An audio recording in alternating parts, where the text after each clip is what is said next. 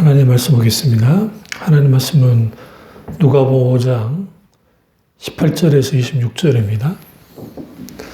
하나님 말씀은 누가복음 5장 18절에서 26절 말씀까지입니다. 말씀이 길기 때문에 18절에서 20절까지만 읽겠습니다.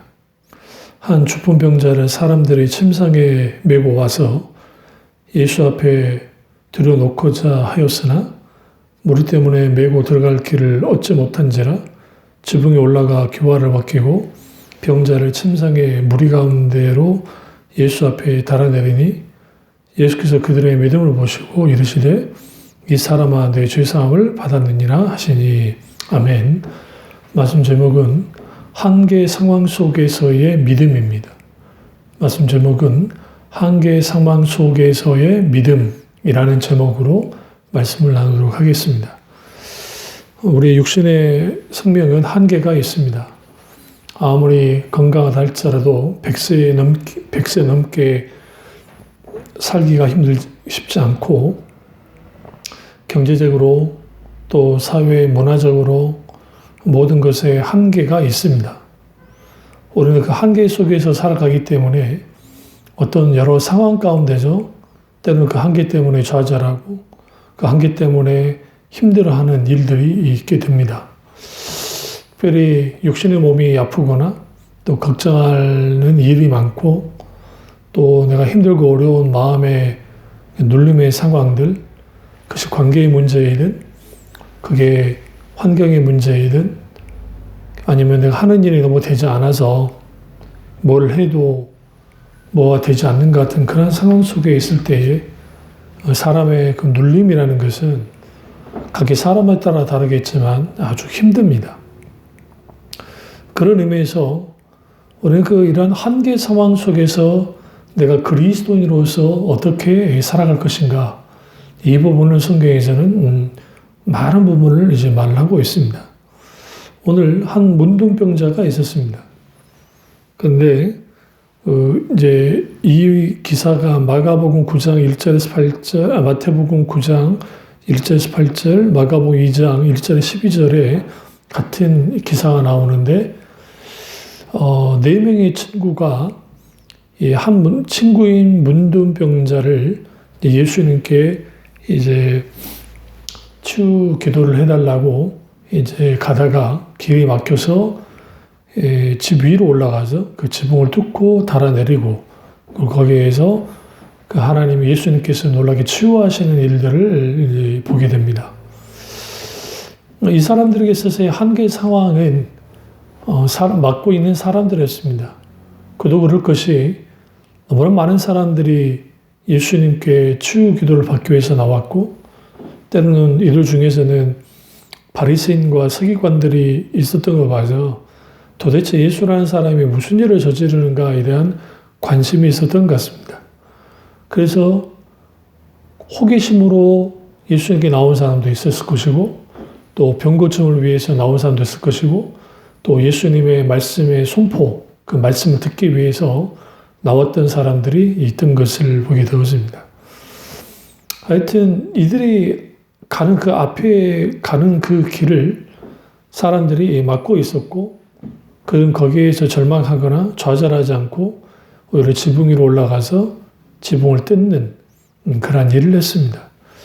집주인의 입장에서는 좀 말도 안 되는 것이었습니다. 왜냐하면 집 주인의 허락도 없이 자기들 마음대로 뜯었기 때문에 그런 의미에서는 아주 정말 해서는 안 되는 일이지만 4명의 친구의 믿음을 예수님이 보셨다고 성경을 말하잖아요. 어떠한 위기와 어떠한 한계 상황과 어떠한 문제 속에서도 한 걸음 한 걸음 믿음으로 전진히 나아가는, 주님만을 바라보고 나아가는 그것이 얼마나 중요한지를 오늘 본문을 통해서 볼 수가 있습니다. 그렇다고 해서 우리가 예수님께 치유받기 위해서 하나님께 어떠한 놀라운 역사를 경험하기 위해서 우리 마음대로 막 해도 된다, 그런 의미는 아니고요. 분명한 것은 한계 상황 속에서 한 걸음 한 걸음 주님 앞에 나아갔다는 사실이 중요합니다. 모든 인간은 질병과 죽음이라고 하는 한계 상황에 맞다를 때가 있습니다. 그리고 내 힘으로는 어떻게 할 수 없는 한계 상황에 부딪힐 때가 있고, 이럴 때마다 사람마다 다르겠지만 그 사람의 의지나 마음가짐에 따라서 엄청난 결과가 나옵니다. 나약한 사람은 좌절하고 실망하고 그러다가 우울증에 빠지고 더 나아가서는 하지 말아야 될 자살까지 이르게 되기도 하고, 의지가 굳건하고 마음이 강한 사람은 그와 같은 상황을 헤쳐나가려 하고 애쓰고 노력합니다. 근데 그렇게 노력을 해도 안 될 때가 있다는 거예요. 그것은 결국은 믿음이 없으면 그 상황을 이겨낼 수 없다는 겁니다. 인간의 힘으로, 의지나 자신의 능력과 힘으로 뭔가를 하지만 모든 인간에게는 한계가 있습니다. 그렇기 때문에 우리에게 필요한 것은 하나님께 의탁하는 믿음입니다. 앞뒤 좌우로 모든 것이 꽉꽉 막힌 상황일 때 어려워하는 상황을 헤쳐나가야 되겠는데, 그 나가는 길은 믿음 외에는 없다는 거예요. 오늘 4명의 친구가 지금 이 중풍병 걸린 이 친구를 침상에 메고 예수님 앞에 달아 내렸다는 사실, 그것은 곧 예수님이 그들이 얼마만큼이나 절박하고 간절하게 주님께 이렇게 반응했는지를 우리가 볼 수가 있습니다.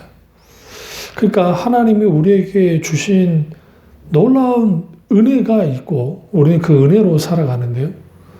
근데 하루하루 살아가는 것이 쉽지 않을 때가 있습니다. 예. 그래서 어떤 사람은 회피하기도 하고요. 어떤 사람은 좌절하기도 하고요.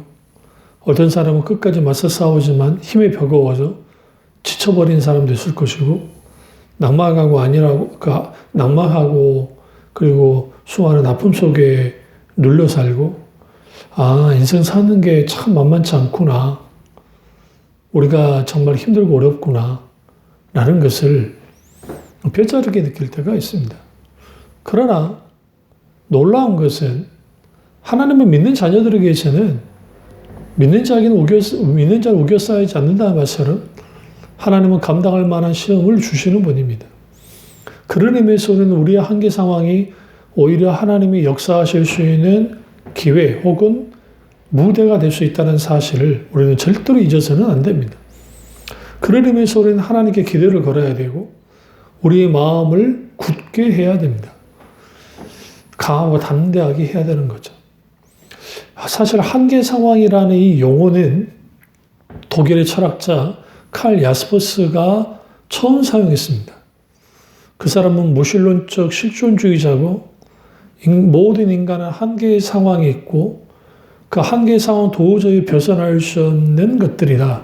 그 대표적인 게 모든 질병과 죽음의 문제 그리고 재난의 문제, 이런 것들은 한계 상황이라고 이제 한 겁니다. 그러니까 그런 한계 상황 속에서 인간이 할 수 있는 게 없다. 아주 비관적이고 그리고 정말 체념하면서 살 수밖에 없는 그런 겁니다. 그러나 이 한계 상황은 하나님이 오히려 그런 한계 상황을 통해서 그 사람의 자기 자랑을 깨뜨리고 그리고 기본적으로 갖고 있는 잘못된 것들을 하나하나씩 깨뜨리고 무너뜨리게 하는 하나의 도구로서 주님이 사용합니다. 그러니까 우리가 365일 편안하게 살면 우리 절대로 하나님을 찾지 않을 겁니다. 그래서 주님은 때로는 형통의 날을 허락하시고 때로는 곤고의 날을 허락하신다는 말씀처럼 너무 형통해도 하나님을 잊고 살고 너무 곤고한 날이 있어도 좌절하고 낙망하기 때문에 하나님이 이 둘을 다 허용하신다라고 말합니다. 그런 의미에서 우리는 내가 내 자신을 의지하고 환경을 의지하고 사람을 의지했던 것들을 우리의 한계의 상황 속에서 하나님이 하나하나씩 깨뜨리시는 겁니다. 깨뜨리시고 깨뜨리시죠. 광야 이스라엘 백성들이 이제는 가데스 바냐에 이르러서 12정탐꾼을 보냈습니다. 그리고 각각 보고를 합니다. 민수기 14장에 똑같은 상황, 똑같은 환경을 봤지만 10명의 보고와 2명의 보고가 전혀 달랐습니다. 10명의 보고는 이릅니다. 이렇게 말합니다. 이 땅은 거미를 삼키는 땅이라 우리는 메뚜기 새끼라 돌아가자 여기서 죽는다라고 말합니다. 그런데 요수아와 갈렙은 그 땅에 이 어떤 상황, 그러니까 거기에 뭐 안악자손과 같은 그런 거인들이 있다고 하는 이 과장된 10명의 보고 앞에서 그는 하나님이 이 땅을 주기로 약속하셨기 때문에 능히 이러한 한계의 상황을 극복할 수 있다라고 강조했습니다. 그러면서 이렇게 말합니다. 이 땅은 젖과 꿀이 흐르는 땅이고 하나님이 함께 하시면 그 땅은 우리의 것이 된다라고 말했습니다. 그리고 그 검은 우리의 밥이라는 거죠. 여기서 믿음의 한계 상황을 만났을 때 믿음의 시선이 얼마나 중요한지를 알 수 있습니다. 우리가 어떤 한계 상황, 그게 건강의 문제이든 아니면 환경의 문제이든 인간관계 문제이든 어떤 것이든 다양하게 있을 때에 그 한계 상황 속에서 우리가 분명하게 볼 것은 뭐냐면 내 시선이 현실에만 꽂혀 있으면 거기에 가 있으면 우리는 절망할 수밖에 없습니다. 아니 물론 그렇다고 해서 믿음은 허망하게 현실인식을 하지 말라는 게 아니라 똑바른 현실인식을 해야 됩니다. 그런데 거기는 뭐가 요구되어지냐면 믿음의 안목입니다. 믿음의 안목을 가지고 현실을 정확하게 보는 겁니다. 여기서 더 중요한 게 뭐냐면 내 인간 나의 시선이 아니라 거기에 하나님의 시선이 함께 해야 된다는 거예요. 결국은 하나님이 약속하셨기 때문에 하나님이 이루실 것은 분명한 사실이었습니다. 그래서 요수아와 갈렙은 하나님을 주장했습니다. 하나님이 하신다. 하나님이 하시면 되는 것이다. 라고 나온 것이고 그 광야 이스라엘 백성들은 우리는 못 들어간다. 우리는 힘들다. 우리가 못 들어가니 당연히 하나님도 우리를 들어가게 하실 수 없다고 결론을 내버렸습니다. 원래 우리가 한계 상황을 만났을 때 우리가 지나칠 정도로 성급한 결론을 내는 게 문제예요. 그러니까 우리의 이러한 성급한 결론이 우리에게 어떤 문제를 발생하게 만드냐면 여러 상황과 환경과 여건 속에서 우리 스스로가 함정에 빠지게 만들어요. 그래서 우리에게 필요한 것은 뭐냐면 어떤 상황과 환경과 여건 속에서도 분명하게 우리가 알아야 할 것은 정말 힘들고 어렵고 죽을 것 같이 어렵고 고통스러운 상황일수록 우리는 고개를 들어서 하나님을 바라봐야 되고 하나님을 찾아야 되고 하나님의 시각으로 모든 것을 볼 필요가 있습니다. 그래서 하나님의 역사는 언제나 하나님을 믿는 사람들 그리고 함께 하시는 하나님과 넉넉하게 그 상황과 환경 속에서 한 걸음 한 걸음 하나님을 전적으로 신뢰하며 나아가는 사람들 속에서 하나님의 놀라운 믿음의 역사가 나타났던 것을 보게 되어집니다. 그래서 내 힘으로는 어쩔 수 없는 일들을 당할 때 우리는 잠잠히 하나님을 바라보고 기도하고 하나님을 신뢰해야 됩니다. 그렇다면 한계 상황 속에서 우리의 믿음은 믿음으로 이 한계 상황 어떻게 그러면 극복해야 될 것인가? 첫째로 나를 뛰어넘어서 하나님을 바라봐야 됩니다. 이 땅에 살아가는 모든 성도는 자기 자신의 힘으로 해결할 수 없는 한계의 상황에 부딪힐 때가 있습니다. 가장 가까운 건 돈 문제이죠. 네, 돈 문제. 그리고 돈 문제뿐만 아니라 때로는 건강 문제 아니면 기타 등등 여러 가지 우리가 감당할 수 없는 문제들이 이제 펼쳐집니다. 이럴 때 우리에게 필요한 것은 뭐냐면 주님을 피난처로 삼고 내 영혼이 힘있게 의지하는 믿음을 가질 때 거기로부터 하나님은 어떻게 해요? 놀랍게 우리를 견고한 하나님의 사람으로 하나님께서 만들어 주시는 것을 보게 되어집니다. 그런 의미에서 우리는 분명하게 하나님 안에서 온전히 그 살아서 역사하는 하나님, 그 하나님이 어떤 하나님으로서 정말 너에게 세밀하게 간섭하시고 인도하시는 그 하나님인 것을 분명하게 믿고 따라 나가야 됩니다. 그래서 하나님은 우리에게 모든 길에서 넉넉히 피할 길과 감당할 힘을 주세요. 그래서 우리는 기도할 때 어떻게 기도하냐면 하나님 이 모든 상황을 감당할 수 있는 믿음을 달라고 기도해야 돼요. 근데 중요한 것은 우리의 시선이 나를 계속 향하면 우리는 좌절할 수밖에 없어요. 그래서 하나님 바라봐야 돼요. 그리고 오늘 여기 지금 4명의 이 친구들이 계속 예수님께만 집중해서 나간 거예요. 그러니까 여기 지금 수많은 군중들, 집주인도 있었을 게죠. 그런데 그들은 그들을 가는 길을 막고 있었고, 그런데 그들의 시선은 지금 집 안에서 치료하고 계시는 예수님께 맞춰 있습니다. 이거 좀 이상하지 않습니까? 왜냐하면 주로 예수님이 병 고치실 때에 집 안에서 하시는 경우도 있었지만 또 길에서 수많은 기적을 일으킬 때도 많았습니다.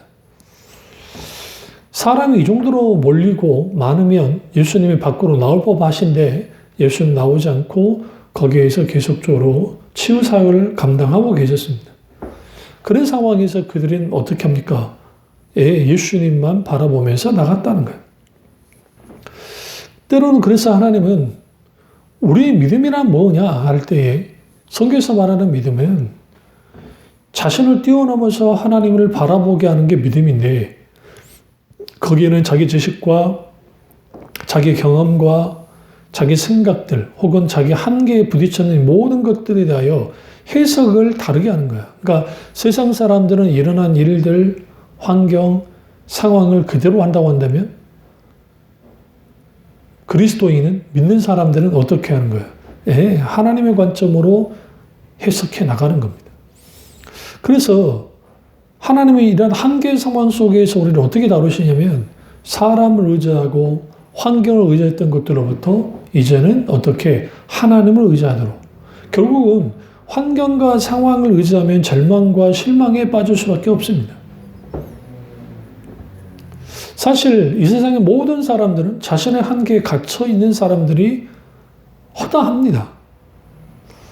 어떤 사람은 지식의 한계, 그러니까 인식의 한계, 하나님은 없다고 주장하는 그 무신론의 한계에 빠져 있고요. 어떤 사람은 자신의 능력의 한계에 갇혀서 삽니다.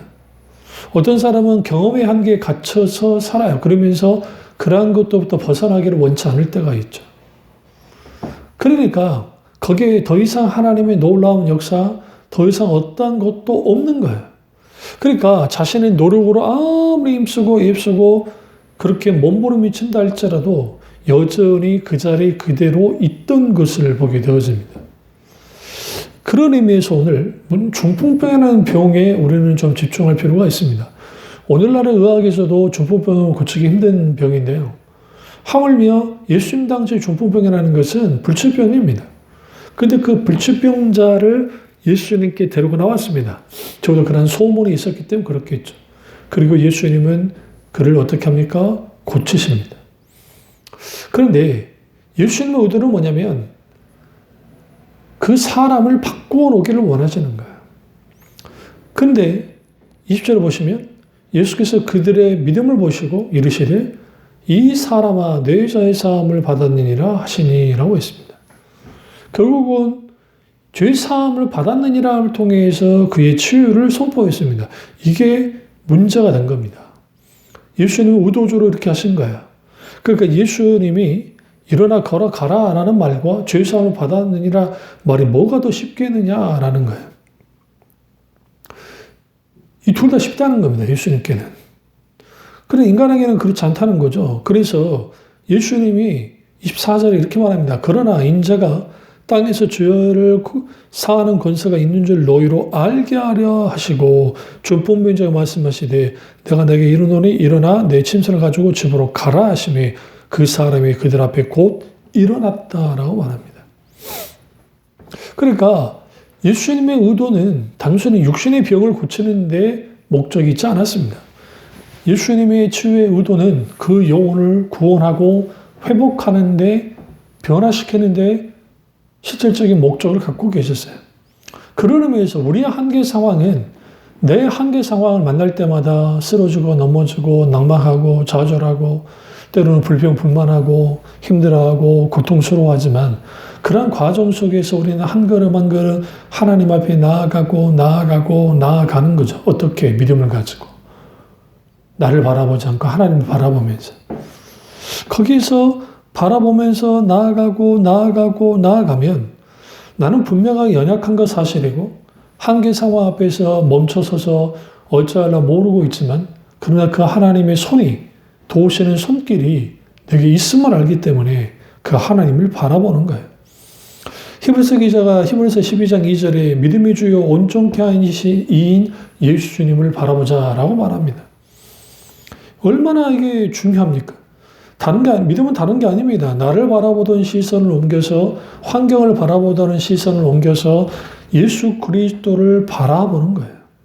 그래야 한계 상황을 만나서 낙담될 때에도 예수님을 바라보는 사람들은, 하나님을 바라보는 사람들은 어려운 상황을 믿음으로 이겨내는 겁니다. 시편 62편 5절에 보면 나의 영혼아 잠잠히 여호와만 하나님만 바라라. 대저 나의 소망이 저로 쫓아나는도다. 실패하고 고통스러울 때, 두려울 때 예수님만 바라보고 주님께 소망을 갖는 사람은 참 믿음의 사람들이에요. 그래서 오늘 여기서 뭘 알아야 되냐면 한계 상황은 참 우리가 싫고 빨리 벗어나고 싶고 당하고 싶지는 않는데 결국 거기서 어떤 교훈을 얻냐면 나를 바라보면서 살지 않고 환경 바라보며 살지 않고 사람 바라보지 않고 살지 않고 오직 하나님만을 바라보고 사는, 다시 말하면 하나님의 약속을 바라보면서 사는 사람이 되어야 된다는 것을 분명하게 알 수 있습니다. 그런 의미에서 믿음에서 가장 중요한 것은 시선인 거예요. 어떤 시선? 나와 환경을 바라보는 것이 아니라 하나님만을 바라보는 그 시선, 그 시선 두기가 우리에게 어떻게 해요? 넉넉히 한계 상황을 이길 수 있도록 실질적인 하나님이 도우시는 손길이 미치는 것을 보게 되어집니다. 그래서 환경만 바라보면 낙담할 수밖에 없고 환경만 따라가면 그 안에서 계속적으로 우리는 뭐 할 수밖에 없냐면 계속 좌절하고 고통받고 그렇게 이제 그럴 수밖에 없는 것이죠. 그리고 왜 우리가 우리의 시선을 하나님께 딱 맞춰야 되냐면 하나님께 둬야 내 생각과 내 방법을 넘어설 수 있기 때문에 그렇습니다.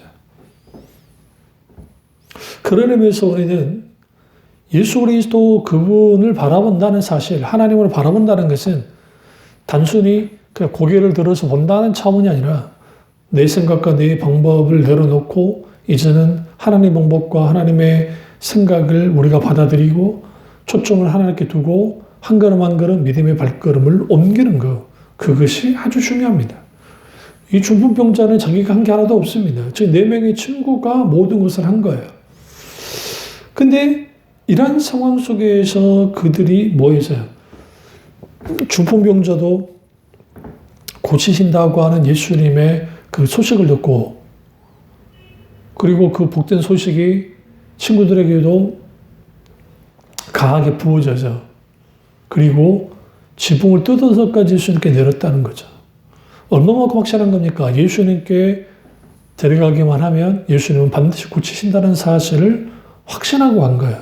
만약에 여러분 이걸 좀 달리 생각해보자. 만약에 예수님이 이 중풍병자를 고치지 않았다.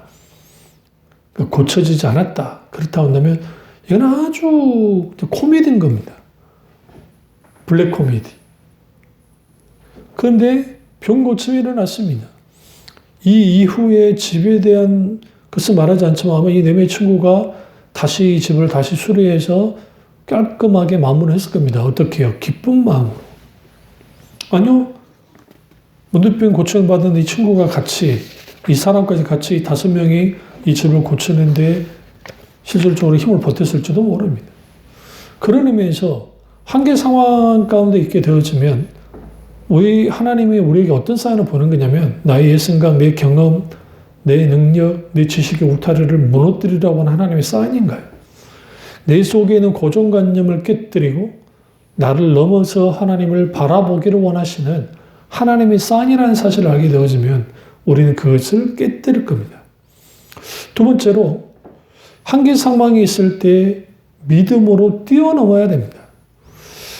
믿음은 결코 회피하게 만들지 않습니다. 믿음은 사실상 그를 뛰어넘게 만듭니다. 그런 의미에서 믿음의 사람들은 앞으로 전쟁에 나갈 때 어떤 장애물을 만나도 한 걸음 한 걸음 나아가야 됩니다.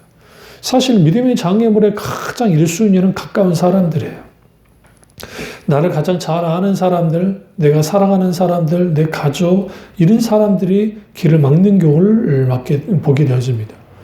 다윗이 아버지 이새의 그 명령을 받아서 형들에게, 전장터에 있는 형들에게 먹을 것과 옷을 가지고 나갔을 때에 다윗이 거기에서 형들을 갖다 주면서 골리앗이 하나님의 이름을 막 모욕한 걸 듣고 거룩한 분노를 느꼈습니다. 그리고 그가 이제 나가 싸우겠다고 하니까 그 친형이 와서 하는 말은 뭡니까? 너 같은 게 어떻게 저기 싸워 이길 수 있냐고 하면서 다윗의 앞길을 막았습니다. 그러나 다윗은 결코 거기에 뒤로 물러나지 않고 오히려 그가 나아가서 골리앗을 죽였던 것을 보게 되어집니다. 여기서 우리는 뭘 알 수 있냐면 결국 사람이 많은 경우에 우리의 뭐가 될 수 있어요? 장애물이 될 수 있다는 거예요. 그런 경우는 성경에 허다하게 많이 나옵니다. 그런 의미에서 오늘 이 장애물은 뚫고 들어갈 수 없는 사람들이 장애물이었고 집 주인도 장애물이었습니다. 근데 재미있는 것은 이 지금 그 4명의 친구의 눈에 뭐가 들어왔다 했어요?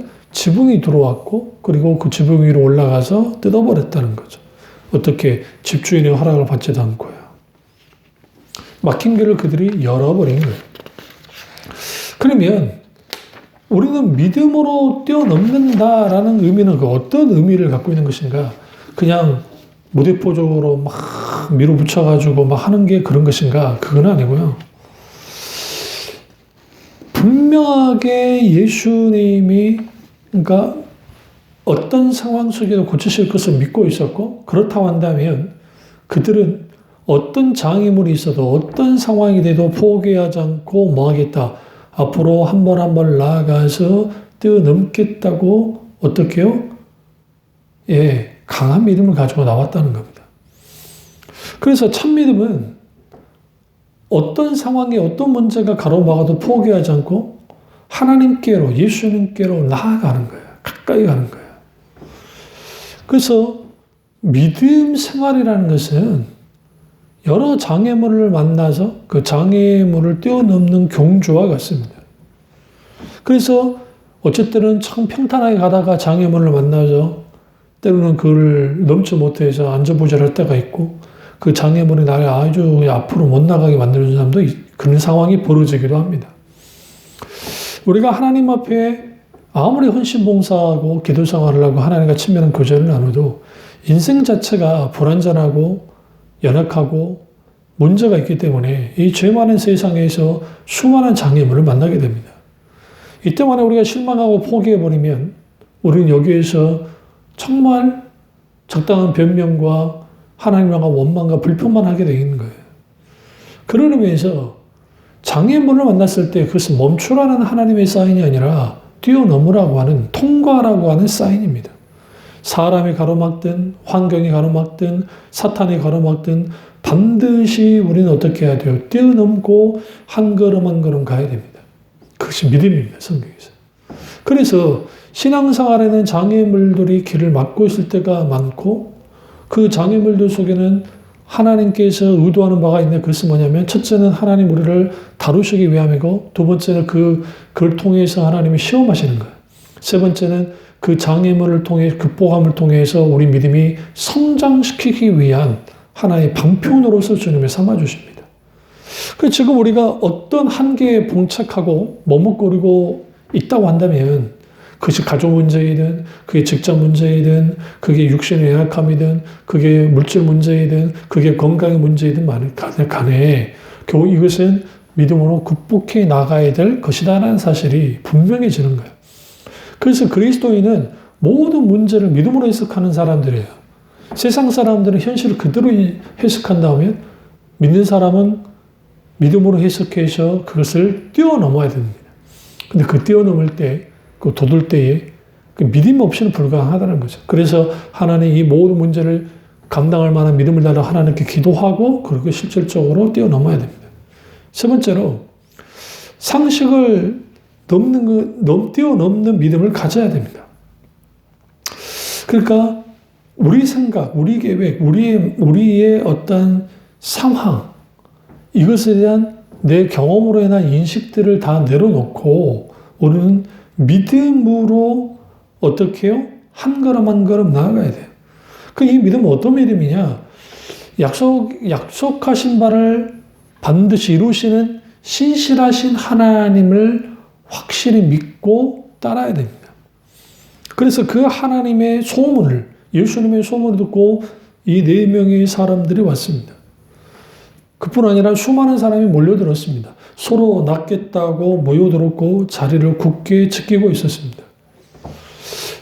중풍병자 이 제자들, 이 친구들이 뒤에 있지 않았습니다. 여기서 우리는 뭘 알 수 있냐면 이 중풍병자의 상태가 아주 위급했던 것을 추론해 볼 수 있습니다. 왜 그러냐면 이 사람이 어차피 기다리고 있으면 예수님이 다 치료해 주실 텐데 이들이 급하게 움직였다는 사실은 그만큼 이 중풍병자의 상태가 아주 좋지 못했다는 거예요. 그러니까 당연히 상식선에서는 그냥 줄 서 있어야 되지만 이게 지금 급박한 상황이잖아요. 그런 상황이니까 그들이 뭐합니까? 결단하고 지붕을 뜯는, 세상 눈으로 보면 무리수고 주님의 관점에서 봤을 때는 오히려 그것이 믿음의 행동으로서 온전하게 보여줬다는 겁니다. 그리고 예수님은 죄 사함의 문제에 대해서 분명하게 다루셨죠. 그리고 치료하셨습니다. 중요한 것은 저희 믿음을 보시고 예수님이 뭐 했다고요? 고치셨다는 거예요. 그래서 우리가 만약 이 현장에 있었다면 참 그 사람들을 무례하다. 어떻게 남의 집을 허락도 없이 뜯을 수 있느냐라고 격분할 수도 있었겠지만 오히려 예수님은 믿음을 보시고 예수님이 그렇게 놀랍게 치유하셨어요. 결국은 길이 막히면 앞뒤 좌우로 다 막혔으면 하늘에 계신 하나님은 여전히 계시기 때문에 그 하나님을 찾아야 되고 내 방법으로 안 되고 내 방법으로 이런 상황 저런 상황 속에 있다고 한다면 절망하지 않고 한 걸음 한 걸음 나아가야 돼요. 그래서 중풍병자와 그 친구들이 믿음을 가지고 있었기 때문에 결국은 그들은 상식을 뛰어넘는, 그렇다고 해서 우리가 그리스도인이 상식 없이 몰상식한 그리스도인이 되라는 게 아닙니다. 때로는 몰상식하게 보인다 할지라도 기꺼이 하나님의 믿음의 역사를 위해서 때로는 그렇게 바보가 되더라도 믿음으로 행동하는 일들도 자주는 아니다 할지라도 그때 필요할 때도 있다는 겁니다. 그래서 우리가 계속 한계 상황에 묶여있게 되어지면 우리의 믿음은 무력하게 되고 한계 상황, 자기 한계로부터 벗어나지 못하게 되어집니다. 그래서 하나님은 이런 한계 상황을 믿음으로 극복하게 하심을 통해서 진정한 승리와 자유를 누릴 수 있도록 주께서 역사해 주시는 거예요. 그런 의미에서 우리가 당하고 있는 한계 상황, 그 한계 상황은 하나님이 극복하게 하시는 하나님이라는 사실이죠. 그 하나님을 전적으로 믿고 신뢰하고 의지해야 됩니다. 우리는 정말 수많은 다양한 한계 상황을 맞습니다. 답답할 때가 있어요. 첩첩이 문제가 쌓여집니다. 그리고 때로는 절망감이 들 때가 있습니다. 사람에 대한 정말 깊은 실망감을 또 할 때가 있고 무력감을 느낄 때가 있고 좌절감이 들어서 몸부림칠 때가 있습니다. 이러한 상황 속에서 우리가 반드시 뭐 해야 되냐면 어떤 상황과 환경과 여건 속에서도 극복해 계시는 하나님 그분을 의지하고 그분만을 바라보면서 가야 되는 거예요. 예수님은 그렇게 되기를 원하십니다. 그래서 우리는 이제 끝났다. 이제 모든 것은 끝나버린 거야. 라는 그런 상황이 있을 때 그 한계 상황이 오히려 하나님이 우리에게 역사하실 수 있는 무대가 되고 이걸 한계 상황을 다른 표현하면 벼랑 끝이라 표현할 수 있는데 벼랑 끝에서 하나님은 놀랍게 역사하실 경우가 굉장히 많았다는 겁니다. 한계 상황을 다스리시고 종복하신 하나님, 그 사랑의 하나님이 왜 이러한 것들을 허용하셨을까? 첫째, 우리가 감당할 만한 믿음이 있기 때문에 주님이 허용하신 것이고 두 번째는 하나님 우리를 다루시기 위해서 그러신 것이고 그리고 하나님 우리의 믿음을 테스트하기 위해서 그러신 것이고 네 번째는 하나님 우리를 성장시키기 위해서 그렇습니다. 여기서 중요한 것은 이러한 한계 상황이 결코 우리의 믿음을 어떻게 없앨 수 없다. 오히려 믿음을 더 강화시킬 수 있다. 근데 여기에는 하나의 함정이 있는 그게 뭐냐면 사탄이 가만히 있지는 않는다는 겁니다. 그러니까 우리가 한계 상황이 맞닥뜨렸을 때 사탄은 우리에게 참소합니다. 그리고 하나님에 대한 오해를 갖게 만듭니다. 야, 네가 하나님께 이렇게까지 믿고 헌신 봉사하고 하나님을 찾고 했는데 야, 지금 너 상황 봐. 너 지금 이게 말이 된다고 생각하니? 그 사탄의 음성이 단순히 뭐 사탄이 직접적으로 말해주는 그런 것보다는 여러분의 주위의 사람들을 통해서 여러분의 마음속에 집어넣기도 하고 생각 속에 집어넣기도 하고 그러한 것들이 우리 속에서 가득 차게 될 때 오히려 그 한계 상황이 하나님께로부터 떨어져 나가게 하는 또 다른 하나의 아주 위험한 상황이 될 수 있습니다. 그러니까 한계 상황은 분명하게 위험한 상황입니다. 근데 그 위험한 상황 속에서 눈을 들어 하나님을 바라보고 그리고 우리가 기꺼이 이제는 내가 믿음으로 그것을 뛰어넘고 그러니까 하나님을 바라보고 뛰어넘고 그리고 상식, 우리가 갖고 있는 상식을 뛰어넘어서 이제는 믿음의 행동을 하는 생각만 하는 게 아니라 실제로 믿음으로 옮겨질 때 거기에 하나님의 놀라운 역사가 나타나는 거예요. 그런 의미에서 우리는 인생의 앞에 있는 수많은 한계 상황, 그런 상황 속에서 우리에게 필요한 게 뭐냐? 하나님을 전적으로 신뢰하고 의지하는 겁니다. 아, 그렇습니다. 주님, 내가 이 세상 살아갈 때 내 힘으로 살 수 없음을 인정하고 한계 상황을 만날 때마다 이제는 더 이상 내가 내 힘으로 살아가지 않고 하나님 은혜로만 살아가야 된다는 사실을 분명하게 인식하는 거예요. 그를 통해서 진정으로 이 한계 상황을 믿음으로 자꾸 포가 이겨냄을 통해서 오늘 이 주북등자가 온전히 치유받았고 그러면서 어떻게 되어집니까? 하나님께 영광을 돌리며 자기 집으로 돌아갔다라고 성경은 말하고 있습니다. 하나님께 영광을 돌리며 자기 집으로 돌아갔다. 여러분, 놀라운 하나님의 기적이 나타날 때, 놀라운 일하는 역사가 나타날 때 결국은 하나님의 영광을 받으셔야 돼요. 우리의 한계 상황을 왜 극복해야 되느냐? 그 상황이 힘들고 어렵기 때문에 고통스럽기 때문에 우리는 반드시 벗어나야 되기도 하지만 그러나 하나님의 이 한계 상황 속에 하나님의 놀라운 역사를 통해서 우리가 하나님께 영광 드리기 위해서 그렇습니다. 그러니까 우리가 믿음으로 그 한계 상황을 이기고 그리고 그걸 뛰어넘게 되어지면 놀랍게도 26절에 모든 사람이 놀라 하나님께 영광을 돌리며 심히 두려워 이르되 오늘 우리가 놀라운 일을 보았다 하니라 라고 말합니다. 모든 사람이 하나님의 영광께 돌렸습니다. 다시 말하면 우리가 극복할 수 없을 것 같은 상황을 믿음으로 극복해 나감을 통해서 우리 주위 사람들에게 선한 영향력을 끼치는데 그게 뭐냐? 하나님 그분이 살아서 역사하신 하나님이라는 것, 그리고 그 하나님께 영광을 돌리는 일이 실제로 있어야 된다는 겁니다. 이 사실을 알고 정말 한계 상황을 믿음으로 잘 극복해서 하나님께 영광을 드리고 진정한 승리와 자유를 누리시기를 주님으로 축원합니다. 기도하겠습니다. 상위주 역사주 우리 주님, 오늘 우리 한계 상황을 만날 때가 있습니다. 마음이 답답하고 힘들고 어려울 때가 많사오니 성령님 오셔서 만져주시고 성령님이 진에 간섭해 주시며 성령 하나님의 놀라운 역사 속에서 이 모든 걸 잘 감당할 수 있도록 은혜 베풀어 주시옵소서. 이 한계 상황 속에서 정말 하나님의 놀라운 은혜 가운데 잘 이겨나가게 하시고 하나님께 영광 드리는 모든 귀한 하나님의 사람들 될 수 있도록 은혜 베풀어 주시옵소서. 주님 안에 홀로 받기 원하고 예수님의 이름으로 기도드렸습니다. 아멘.